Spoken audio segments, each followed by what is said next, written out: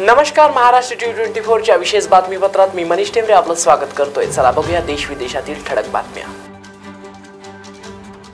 मराठी भाषेला अभिजात भाषेचा दर्जा मिळावा यासाठी सर्व बाबींची पूर्तता प्राध्यापक रंगनाथ पठारे यांच्या अध्यक्षतेखाली कार्यरत असलेल्या समितीने केल्यानंतर सरकारी दरबारी हालचाली होण्यासाठी महाराष्ट्र साहित्य परिषदेने महाराष्ट्रात 2016 साली प्रथम लोक चळवळ सुरू केली। परिषदेचे अध्यक्ष डॉक्टर रावसाहेब कसबे यांच्या अध्यक्षतेखाली घेतलेल्या लेखकांच्या बैठकीला 40 नामवंत लेखक उपस्थित होते।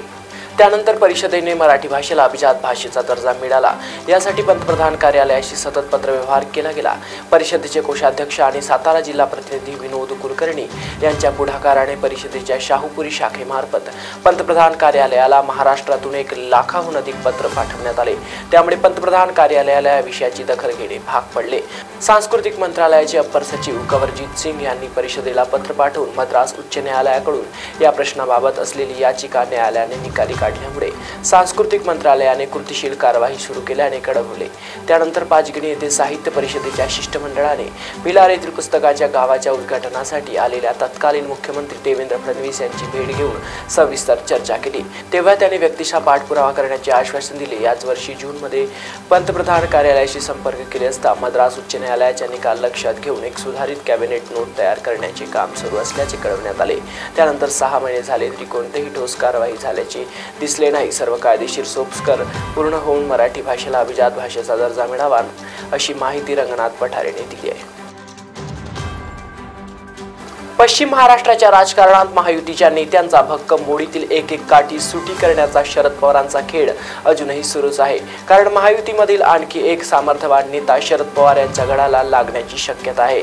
लोकसभा निवडणुकीत माढा मतदारसंघात भाजपचे रणजितसिंह नाईक निंबाळकर यांच्या विरोधात उघडपणे दंड थोपटणारे अजित पवार गटातील ज्येष्ठ नेते आणि विधान परिषदेचे माजी सभापती रामराजे नाईक निंबाळकर शरद पवार गटात प्रवेश करण्याची दाट शक्यता आहे। याबाबत आजच रामराजे नाईक निंबाळकर यांच्याकडून महत्त्वपूर्ण निर्णय घेतला जाण्याची शक्यता आहे। सूत्रांच्या माहितीनुसार रामराजे नाईक निंबाळकर यांनी शनिवारी रात्री फलटण येथील खडके वस्ती येथे कार्यकर्त्यांचा मेळा बोलावला आहे।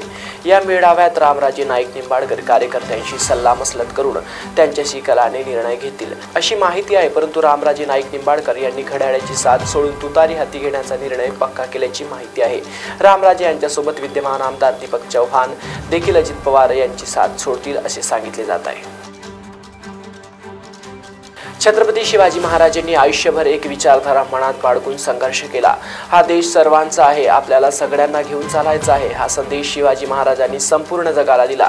भारताचं संविधान हे शिवाजी महाराजांच्या विचारांचं प्रतीक आहे। मात्र आज देशातील एक विचारधारा हे संविधान संपवण्याची योजना आखत आहे। याच विचारधारेच्या लोकांनी राजकोट किल्ल्यावर छत्रपती शिवाजी महाराजांचा पुतळा उभारला होता, पण त्यांची नियत खोटी असल्याने हा पुतळा पडला। एकीकडे शिवाजी महाराजांच्या पायावर डोके टेकवायचे आणि त्यांना 24 तास यांच्या विचारधारेवर विरोधात काम करायचे ही यांची वृत्ती आहे। त्यामुळे राजकोट किल्ल्यावरील पडलेल्या पुतळ्याचे एक संदेश दिला आहे की शिवरायांचा पुतळा उभारला जात असेल तर संबंधितांकडून त्यांच्या विचारांचं संरक्षण झालं पाहिजे असे राहुल गांधी यांनी म्हटले। ते शनिवारी कोल्हापुरात कसबा बावडा परिसरात आयोजित करण्यात आलेल्या सोहळ्यात बोलत होते। नागपुरात मेट्रोसह अनेक उड्डाणपूल बांधल्यानंतर आता गडकरींनी नागपुरात अत्याधुनिक आणि विमानासारखी सोय असलेली बस सेवेचे नवीन स्वप्न पाहिले आहे। नागपूरच्या अगदी जवळ असलेल्या वाडीसह संपूर्ण रिंग रोडवर 50 किलोमीटर अंतरावर विशेष इलेक्ट्रिक बस सुरू केली जाणार असल्याचे केंद्रीय मंत्री नितीन गडकरी यांनी जाहीर केले। ते नागपुरातील वाडी येथील नव्या उड्डाणपूल व सिमेंट रस्त्याच्या लोकार्पण सोहळ्याप्रसंगी बोलत होते। यावेळी त्यांनी वाडी येथील उड्डाणपुलाचे काम चांगलेच झाल्याचे सांगितले। यासाठी काम करणाऱ्या अधिकारी आणि कॉन्ट्रॅक्टरचे अभिनंदन देखील केले। वाडी येथील उड्डाणपुलाच्या कामात बोट लावायला जागा मिळाली नाही, इतकं चांगलं काम झाल्याचं नितीन गडकरी म्हणाले आहेत। मुख्यमंत्री एकनाथ शिंदे यांच्यासह राज्य सरकारची महत्त्वाकांक्षी योजना असलेल्या मुख्यमंत्री लाडकी बहीण योजनेचे पैसे महिलांच्या अकाउंटमध्ये तर आले, पण त्यांना काढता येत नव्हते। घाटकोपरच्या आरबीआय बँकेत अशी शेकडो प्रकरणे समोर आल्यानंतर भाजप नेते किरीट सोमय्या यांच्यासह अनेक महिलांनी घाटकोपर पोलीस ठाणे गाठले।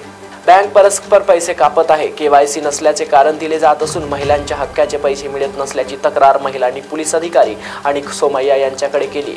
यावर आठवडाभरची वेळ सोमय्या यांनी बँकांना दिली होती, परंतु सर्व महिलांनी हक्काचे पैसे न मिळाल्यास आज या बँकेवर कारवाई करण्यात येईल अशी प्रतिक्रिया सोमय्या यांनी दिली आहे। राष्ट्रवादी पक्षाचे सर्वेसर्वा आणि अध्यक्ष शरद पवार भाजपला एका पाठोपाठ एक धक्के देत असताना आता अजून मोहर पक्षातून दूर जाऊ नयेत म्हणून उपमुख्यमंत्री देवेंद्र फडणवीसांचा 2 दिवस सोलापूर जिल्ह्याचा दौरा होत आहे। हा दौरा भाजपसाठी अत्यंत महत्त्वाचा असून भाजप समोरील आव्हाने देवेंद्र फडणवीस कसे पेलणार हे यावेळी दिसून येणार आहे। सोमवारी दुपारी 3 वाजता पंढरपूर मंगळवेढा येथून दौऱ्याची सुरुवात होत असून मतदारसंघासाठी महत्त्वाचं असणारं उपसा सिंचन योजनेचे भूमिपूजन उपमुख्यमंत्री देवेंद्र फडणवीस यांच्या हस्ते होणार आहे। या उपसा सिंचन योजनेमुळे मंगळवेढ्यातील कायम दुष्काळी 35 गावांचा पिण्याचा आणि शेतीचा प्रश्न सुटणार आहे। याशिवाय पंढरपूर MIDCचे भूमिपूजन देखील फडणवीस यांच्या हस्ते होणार आहे। तसेच तामदर्डी येथील बांधाऱ्याचे भूमिपूजन देखील फडणवीस करणार आहेत। अजित पवारांच्या राष्ट्रवादीचे नेते रामराजे नाईक निंबाळकर हे तुतारी हाती घेणार अशी चर्चा होती। मात्र रामराजे नाईक निंबाळकर शरद पवारांच्या राष्ट्रवादीत प्रवेश करण्याचा कोणताही निर्णय घेतलेला नाही। फलटणमध्ये आयोजित करण्यात आलेल्या कार्यक्रमात रामराजे नाईक निंबाळकर यांनी भाजपच्या स्थानिक नेत्यांबाबतचा तक्रारीचा पाढाच वाचलाय। शिवाय अजित पवार आणि महायुतीकडे तक्रार करण्यात असल्याचेही निंबाळकर यांनी सांगितले। रामराजे निंबाळकर म्हणाले, मी कुठं जातो याला किंमत राहिली नाही। आम्हाला न्याय मिळत नसेल आणि कार्यकर्ता घरी बसणार असेल, कार्यकर्त्यांना फोडण्याचा प्रयत्न होणार असेल तर आम्ही उत्तर काय द्यायचं? कुठल्याही पक्षात गेलो तरी काय उपयोग होणार आहे? सातारा जिल्हा बँकेच्या कार्यक्रमाला अमित शहा येतो असे म्हणत होते। कुठून मान आणि दहिवडमधून फोन गेले। राज्य आणि देश पातळीवरील नेतृत्व त्यांना साथ देणार असेल तर आम्ही करायचं काय असा प्रश्न आम्ही अजित पवारांना विचारणार आहे। तुम्ही अजितदादांना सोडून जाणार का असा प्रश्न निर्माण झालाय। 2 वर्षापूर्वी शिवसेनेत मोठा बंड झाला। एकनाथ शिंदे हे 40 आमदारांना घेऊन भाजप सोबत सत्तेत गेले। आता शिवसेना फुटेवेळी शिंदे सोबत गुवाहाटीला गेलेल्या आमदारांना गुंगीचे औषध दिले होते असा खळबळजनक दावा शिवसेना ठाकरे गटाचे खासदार संजय राऊत यांनी केला आहे। शिवसेना ठाकरे गटाचे आमदार नितीन देशमुख यांनी याआधी मला इंजेक्शन देऊन सुरतला नेले होते आणि जीव मारण्याचा प्रयत्न झाला असा दावा केला होता। यानंतर संजय राऊत यांनी दावा केला आहे। संजय राऊत हे आज धुळे दौऱ्यावर आहेत। आज पत्रकार परिषदेत त्यांनी गंभीर आरोप केले। उपमुख्यमंत्री अजित पवार यांनी जुलै 2023 मध्ये महायुतीमध्ये जात शरद पवारांच्या विरोधात जाण्याचा निर्णय घेतला। त्यानंतर पहिल्यांदाच निवडणूक लोकसभेची झाली। लोकसभा निवडणुकीत राष्ट्रवादीचे सर्वेसर्वा शरद पवार यांनी मोठे यश मिळवले। लोकसभेच्या 10 जागा लढवत शरद पवार यांनी 8 जागांवर निर्विवाद विजय मिळवला। लोकसभा निवडणुकीत मोठे यश मिळाल्यानंतर शरद पवार आता विधानसभेसाठी मैदानात उतरले आहेत। अजित पवारांच्या आमदाराविरोधात निवडणूक लढवण्यासाठी शरद पवारांनी अनेक मोहरे मैदानात उतरवले आहेत। दरम्यान काही ठिकाणी विधानसभेसाठी उमेदवार आयात करत असताना शरद पवारांनी आता जुन्नरमध्ये अजित पवारांचे आमदार अतुल बेनके यांच्या विरोधात निष्ठावंत चेहरा मैदानात उतरवण्यात असल्याची चर्चा आहे। मनोज जरांगे म्हणजे शरद पवार, शरद पवार म्हणजे मुख्यमंत्री एकनाथ शिंदे, पुढे तिघ एकत्र आले आणि CM एकनाथ शिंदे झाले तर काय खरं आहे असे म्हणत ओबीसी नेते लक्ष्मण हाके यांना परत एकदा निशाणा साधलाय। देशाच्या पंतप्रधानांनी महाराष्ट्राच्या मुख्यमंत्र्यांना सांगावं की पोहरा देवीची परिस्थिती काय आहे।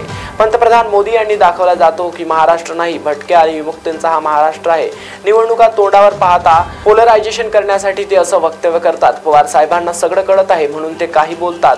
जे मनोज जरांगेला बोलता येत नाही ते पवार साहेब बोलतात। मनोज जरांगे म्हणजे शरद पवार, शरद पवार म्हणजे मुख्यमंत्री एकनाथ शिंदे, पुढे तिघ एकत्र आले तर CM एकनाथ शिंदे झाले तर काय खरं नाही असे म्हणत ओबीसी नेते लक्ष्मण हाके यांनी परत एकदा निशाणा साधलाय। आजसाठी एवढंच। विशेष आणि ताज्या बातम्यांसाठी बघत राहा महाराष्ट्र टीव्ही 24।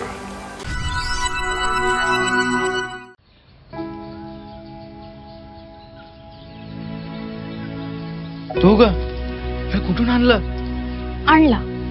साडी पण? वाह, छान दिसते की।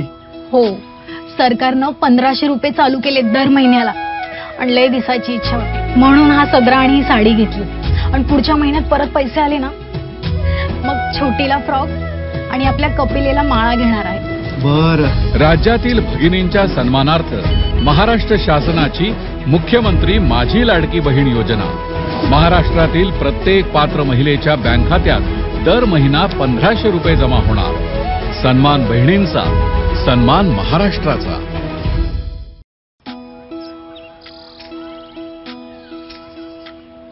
नारी म्हणजे संस्कार, नारी म्हणजे भक्कम आधार,